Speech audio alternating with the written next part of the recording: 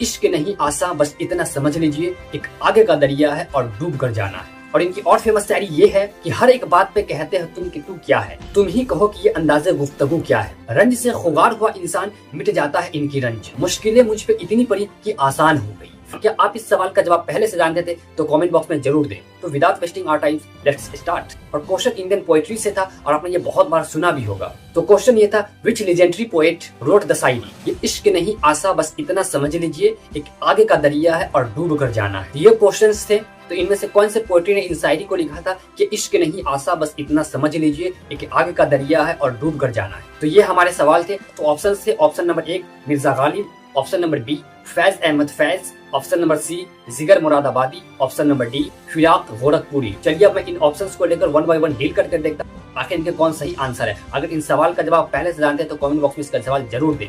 चलिए अब अगर मैं ऑप्शन नंबर 1 मिर्जा गालिब की बात करूँ तो मिर्जा गालिब को हम लोग इंटेलेक्चुअल लीजेंड्स भी कहते हैं और मिर्जा गालिब को इमाम गजल भी कहते हैं और इन्हें फलसाफे शायरी का बादशाह भी कहते हैं और उस्तादे जमाना भी कहते हैं। मतलब मिर्जा गालिब को इतने टाइटल्स दिए गए। मिर्जा गालिब का पूरा नाम मिर्जा असदुल्लाह बैग खान है। इनका जन्म 27 दिसंबर 1797 आगरा इंडिया में हुई थी और इनकी डेथ 15 फरवरी 1869 में हुई। मिर्जा गालिब उर्दू और फारसी के शायरी में सबसे बड़े शायरी में गिने जाते और इनका अंदाज और अल्फाज दिलों को छू जाता है। और मिर्जा गालिब की फेमस शायरी में से ये भी एक शायरी है, हजारों ख्वाहिश ऐसी है कि हर ख्वाहिश पे दम निकले और बहुत निकले हमारे अरमान फिर भी कम निकले। मिर्जा गालिब ने दर्द, मोहब्बत, जज्बात इन सभी चीज को मिलाकर अपने शायरी में पेश किया और लोग उनकी शायरी को भी खूब इंजॉयमेंट के साथ एक्सेप्ट किए। इस वजह से मिर्जा असदुल्लाह बैग खान को मिर्जा गालिब बना देता है। तो ये रही मिर्जा गालिब की हिस्ट्री। अब अगर मैं बात करूँ फैज अहमद फैज की, तो फैज अहमद फैज को शायराई इनकलाब भी कहते हैं, मींस पॉइंट ऑफ रिवोल्यूशन। इनके शायरी का हर एक लाइन जुल्मों और सितम के खिलाफ था, जिन कारण से इन्हें ये लक़ब दिया गया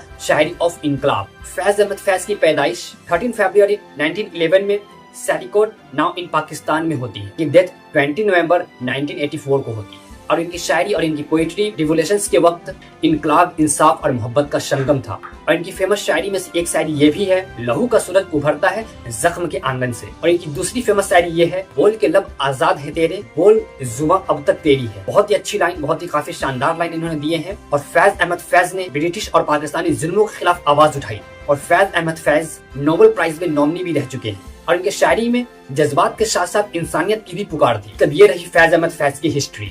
अब अगर मैं बात करूँ फिराक गोरखपुरी के बारे में, तो फिराक गोरखपुरी को शायरा हुस्न और इश्क, poet of beauty and love का लक़ब दिया गया है। फिराक गोरखपुरी का असल नाम रघुपति शाह फिराक है। इनकी पैदाइश 28 अगस्त 1896 गोरखपुर उत्तर प्रदेश में होती है और इनका डेथ 3 मार्च 1982 को हो जाता है। फिराक गोरखपुरी उर्दू के जबरदस्त शायरों में से एक रोमांटिक शायर भी और इनकी शायरी जज्बात और सुंदरियों में से एक था। तो इनकी फेमस शायरी ये थी, रंज से खुगार हुआ इंसान मिट जाता है इनकी रंज, मुश्किलें मुझ पे इतनी पड़ी कि आसान हो गई। फिराक गोरखपुरी को पद्म भूषण और ज्ञान अवार्ड से भी सम्मानित किया जा चुका है और इनके शायरी में उर्दू और हिंदी दोनों सभ्यता का संगम था। तो ये रही फिराक गोरखपुरी की हिस्ट्री। अब अगर मैं बात करूँ अपने लास्ट ऑप्शन जिगर मुरादाबादी का, तो जिगर मुरादाबादी को शायरी मोहब्बत का लक़ब दिया गया है। मोहब्बत के जज्बात को इन्होंने जिस अल्फाज में पेश किया है, इन्हीं पेश करने की वजह से इन्हें शायरी मोहब्बत का लक़ब दिया गया है। इन्हीं पेश करने की वजह से इनका नाम जिगर बन गया। लोग इन्हें रोमांटिकिज्म का सुल्तान कहते हैं। जिगर मुरादाबादी का पूरा नाम अली सिकंदर जिगर मुरादाबादी है। इनकी पैदाइश 6 अप्रैल 1890 मुरादाबाद उत्तर प्रदेश में होती है और इनकी डेथ 9 सितंबर 1960 को होती है। जिगर मुरादाबाद एक मशहूर उर्दू शायर थे जिन्होंने मोहब्बत, दर्द और जज्बात को एक बेहतरीन अंदाज में पेश किया। इनकी सबसे फेमस शायरी ये है, ये इश्क नहीं आसा बस इतना समझ लीजिए, एक आगे का दरिया है और डूब कर जाना है। और इनकी और फेमस शायरी ये है कि हर एक बात पे कहते हैं तुम कि तू क्या है, तुम ही कहो कि ये अंदाज़े गुफ्तगू क्या है।